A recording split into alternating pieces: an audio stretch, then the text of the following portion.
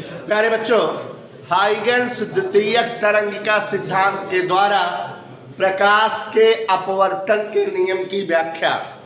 तो सभी बच्चे ध्यान दें। शिवम के गौतम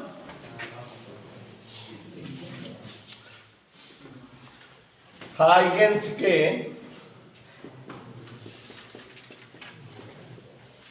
द्वितीयक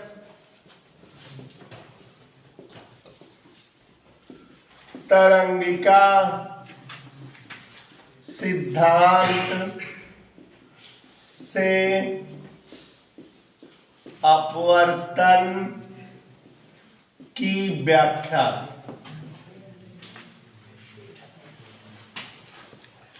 बच्चों, हाइगेंस के द्वितीयक तरंगिका सिद्धांत को हमने 3 पदों में एक्सप्लेन किया है कि हाइगेंस का द्वितीयक तरंगिका सिद्धांत का 3 प्रकथन है।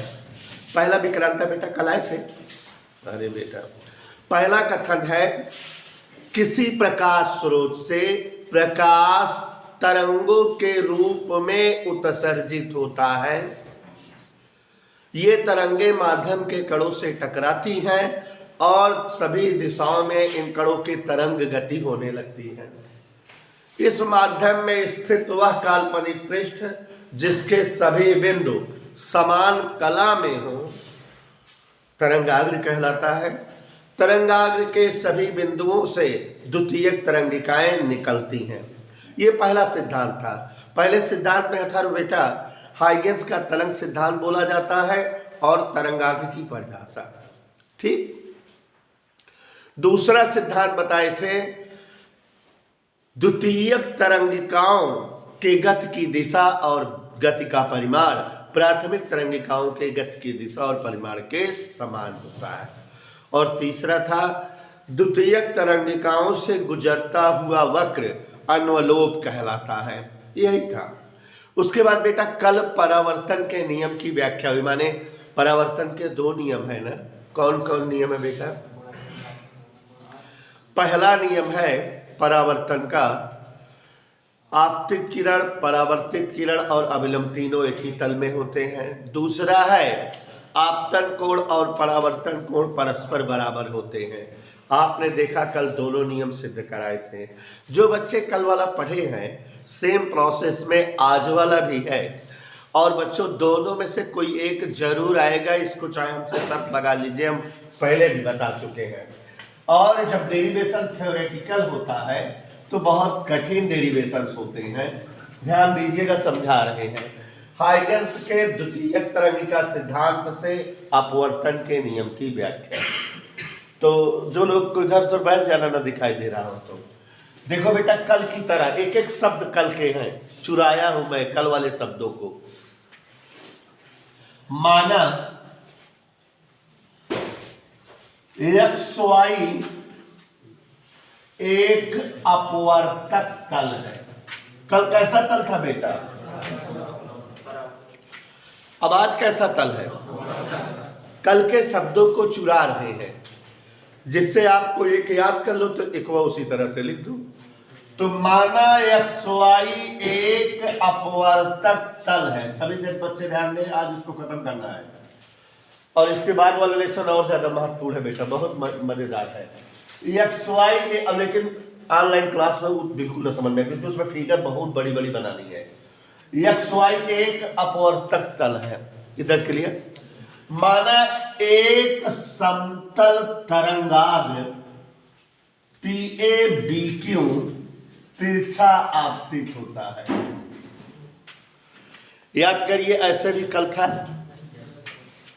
कल भी ऐसे था विक्रांता बेटा कि नहीं? नाम भी वही बोल रहे हैं। एक समतल तरंगाग्र इस पृष्ठ पर तिरछा आपतित होता है। XY जो अपवर्तक तल है वो 2 माध्यमों का अपवर्तक तल है। इधर माध्यम 1 है और इधर माध्यम 2। ये समतल तरंगाग्र जो आपने बनाया है इसका जो है पहले माध्यम में वेग v1 है।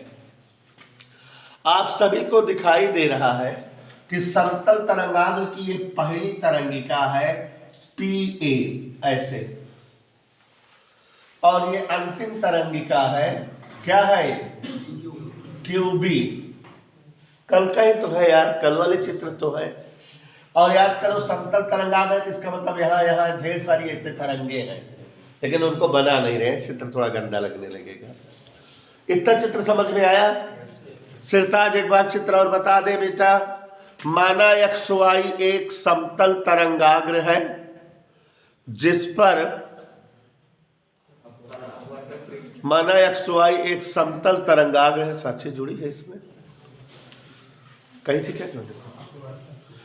XY एक अपवर्तक तल है जिस पर PABQ एक समतल तरंगाग्र तिरछा आपतित होता है। इस PABQ की पहली तरंगिका PA है, अंतिम तरंगिका QB है। पहली तरंगिका अपवर्तक तल को A पर स्पर्श करती है और अंतिम तरंगिका अपवर्तक तल को A' पर स्पर्श करती है। कल वाली लैंग्वेज है लगान वाले। तो पहली तरंगिका अपवर्तक तल को A पर और अंतिम तरंगिका अपवर्तक तल को A' पर अगर स्पर्श करती है तो स्पष्ट है कि A से A' के मध्य जितने बिंदु हैं, इन्हीं बिंदुओं पर सभी प्राथमिक तरंगिकाएं आकर मिलती होंगी। इसलिए A से A' के मध्य के जितने बिंदु हैं, सभी बिंदुओं से द्वितीयक तरंगिकाएं निकलती होंगी। जिन बिंदुओं या कणों पर प्राथमिक तरंगिकाएं टकराती हैं, वो कण तरंग गति करने लगते हैं और वहां से द्वितीयक तरंगिकाएं निकलती हैं। तो ये सारे के सारे बिंदु द्वितीयक तरंग स्रोत का काम करेंगे, यहां से द्वितीयक तरंगिकाएं निकलेंगी। आज कठिन नहीं लग रहा होगा क्योंकि कल का पूरा लैंग्वेज है। अभी तक कुछ बदला नहीं? बदला ना सोनी, तुम आई थी। XY एक अपवर्तक तल है जो माध्यम 1 और माध्यम 2 का अपवर्तक तल है। माना एक समतल तरंगाग्र PABQ पहले माध्यम में V1 वेग से संचरित होते हुए अपवर्तक तल पर तिरछा आपतित होता है।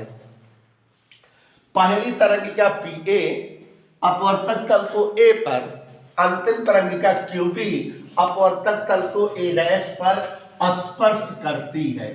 इसका मतलब है अपवर्तक तल के A व A' के मध्य के शेष सभी बिंदुओं पर सभी प्राथमिक तरंगिकाएं आकर मिलती होंगी। इसका मतलब है A से A' तक के मध्य के सभी बिंदु द्वितीयक तरंग स्रोत का काम करेंगे और इन बिंदुओं से द्वितीयक तरंगिकाएं निकलेंगी। ठीक है ना बेटा? कौन सी तरंगिकाएं निकलेंगी? सोनी बता रही है सबसे पहली द्वितीयक तरंगिका कहां से निकलेगी? A से। तो मान लेते हैं कि A से सबसे पहली द्वितीयक तरंगिका निकली। अब देखो बेटा, परावर्तन होता था उसमें, तो उसी माध्यम में द्वितीयक तरंगिका निकली थी, लेकिन इसमें बेटा दूसरे माध्यम में द्वितीयक तरंगिका निकलेगी और ये द्वितीयक तरंगिका दूसरे माध्यम में निकल रही है। मान लेते इस माध्यम में इसका वेग, माध्यम बदल गया तो वेग बदल गया। अब बेटा एक और बात, जैसे ही प्राथमिक तरंगिका A पर जो है टकराई होगी, वैसे ही द्वितीयक तरंगिका निकलने लगी होगी कि नहीं? मान लें कि अंतिम तरंगिका का जो है अगर यहाँ B से A' तक पहुंचने में समय T लगा हो और उतनी देर में A से निकलने वाली तरंगिका जो है मान लो B' तक का सफर कर ली। कितने दूरी तक का सफर तय कर ली बेटा? तो ये B से प्राथमिक तरंगिका B से A' की दूरी T समय में तय की, तो BA' अगर जानना चाहे दूरी बराबर चाल गुणे समय B1T। उसी समय अंतराल में पहली द्वितीयक तरंगिका A से B' तक गई, तो AB' अगर जानना चाहे दूरी बराबर चाल गुणे समय। इधर क्लियर? अब बेटा जैसे कल किए थे, AB' गोली चाप लेकर के, कितना चाप लेकर के? AB' का। A' से अगर हम स्पर्श रेखा खींचे, इस गोली चाप की कहां से स्पर्श रेखा खींचे? A' से। तो अब आप देखो, पहली द्वितीयक तरंगिका कहां से निकली है? ए से। दूसरी यहां से निकलेगी, ऐसे जाएगी। तीसरी द्वितीयक तरंगिका ऐसे जाएगी। चौथी द्वितीयक तरंगिका यहां से जाएगी।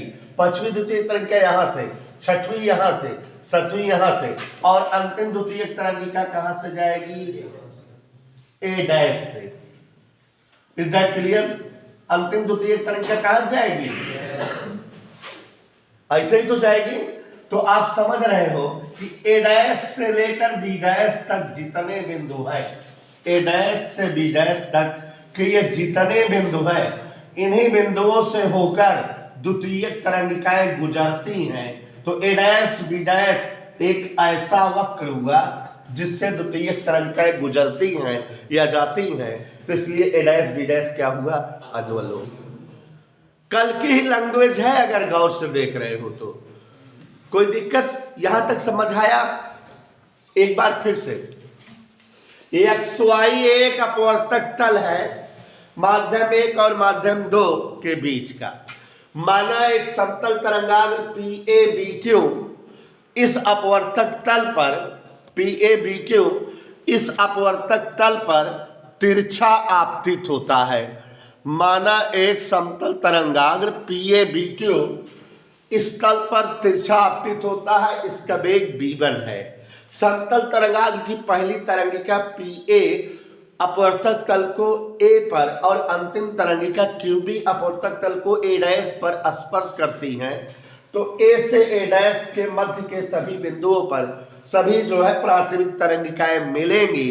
अतः A से A डैश के मध्य के सभी बिंदु द्वितीयक तरंग स्रोत का काम करेंगे। यहाँ से द्वितीयक तरंगिकाएं निकलेंगी और पहली द्वितीयक तरंगिका A से प्राप्त होगी, अंतिम द्वितीयक तरंगिका A डैश से प्राप्त होगी। जितने समय में अंतिम प्राथमिक तरंगिका B से A डैश तक आती है अगर T समय में, तो BA डैश बराबर V1T, क्योंकि प्राथमिक तरंगिकाओं का वेग V1 है। इसी समय अंतराल में अगर जो है पहली द्वितीयक तरंगिका A से B डैश तक जाती है तो AB डैश बराबर V2T। समझ आया? अगर AB डैश गोली चाप लेकर A डैश से A डैश B डैश स्पर्श रेखा खींचे तो A डैश B डैश के समस्त बिंदुओं से समस्त द्वितीयक तरंगिकाएं गुजरेंगी, और जहां से द्वितीयक तरंगिकाएं गुजरती हैं वो अन्वलोप होता है। तो ये अन्वलोप है, ये प्राथमिक तरंगिकाएं हैं, यहाँ से द्वितीयक तरंग स्रोत है। ये आपके अपवर्तन में हाइगन्स के तरंग सिद्धांत के तीनों नियम लग गए। अब जैसा कल किए थे बेटा, याद करो, A पर लंब जो है हम डाल दें AM। दिखा सबको कि नहीं? थोड़ा मेरा ध्यान देना, कल ज्योमेट्री बताए थे, आज ना बतवाओ। तो ये कोण कितना मान लेंगे हम? I। क्यों? आपतित किरण और अभिलंब के साथ का कोण। तो यहां पर ये वाला कोण क्या होगा जिसको डबल लाइन खींचे हैं? 90 माइनस I। और ये पूरी लाठी जमीन से क्या स्तर है? ये 90 माइनस I है, तो इसलिए ये वाला कितना हो गया?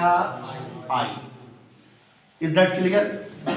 पूरा 90 में से 90 ऋणाई घटा देता है, ये वाला कोण I आ गया। यहां से बेटा अभिलंब ड्राइंग करो, दिखा। और अगर सिताजा ये कोण जो है R हो तो ये वाला बदतमीज। समझ आया बेटा? बदतमीज। तो ये कोण R आ गया। कोई डाउट किसी को? एक अपवर्तन के नियम की व्याख्या चित्र से हो जा रही है।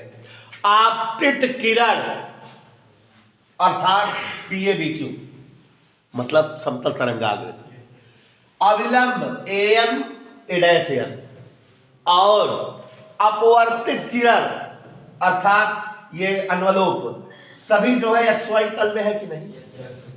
पहला नियम हो गया ना? बोलो हाँ सर, हो गया पहला नियम। ठीक है। अब बेटा देखो जरा इधर, ये क्या अंश का कोण है? ये क्या अंश का कोण है? इस त्रिभुज में चलो, इस त्रिभुज में इस कोण की साइन निकालो, साइन I। इसको त्रिभुज की निकालो ना, क्या होता है? लंब बटे कर्ण। लंब माने बी ए डैश, कर्ण माने इस तरफ में आओ, साइन आर निकालो, लंब माने, कर्ण माने, दोनों भाग दे दो, क्या आ गया, साइन आई बटे साइन आर बराबर बी ए डैश B1T